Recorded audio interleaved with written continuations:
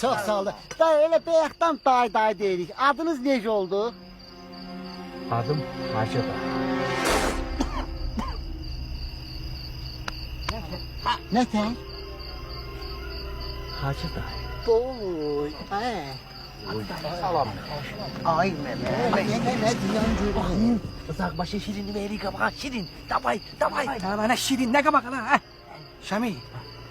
İndi belə çıxır ki biz bu gecə Hacı dayının qonaqlarıyıq. Necə yaxşı. Adamın adı Hacı dayıdır. Ha, nəyə qorxursun? Gəlir. Hə bala. Üzüm. Hamamaya dalamışam.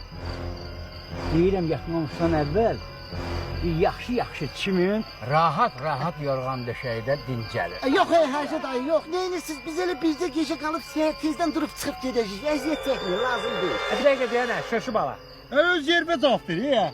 Eşidirsən, Hacı dayı, mən bu yatmamışdan əvvəl xoşlayıram bədənimi yumşaldım da, başa düşdün? O hamamı yandır, çiməcəm mən. Özdə mənim adamımı oxşuyursan ha. Bu senin qıdın olur. Hadi elə bu. Odur. Hadi o. Hacı dayı getmeyin. Ne derim belki gelip oturasınız bizden bir çay içəsiz. Yox bala, mənim içkim başqadır. Sen başkadır.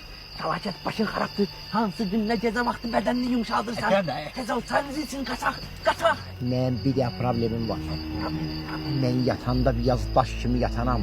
Ayşəmin yatıp qalaram, biabırçılıq olar. Ne olur, neden qorxursunuz siz? Ay, 7 dənə kişiyə bir dənə Hacı dayı nə qayıracaq? Ha, ne yiyəcək? Ona görə də hamımız yatırıq bir otaqda. Eşidirsən ha? Tüfoy. Hamı yatırıq bir otaqda, ayıq, sayıq. Sökkop. Ben ortada yatacağım. Ortada ben. Ala bir de ya. Ne oldu bana?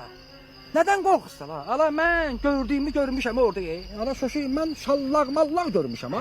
Neden susala siz? Cici danışmayın, girən çimişən, gəl, dur nə? Tamam, bana şallak olmaz. Allah aşkına, sakit danış.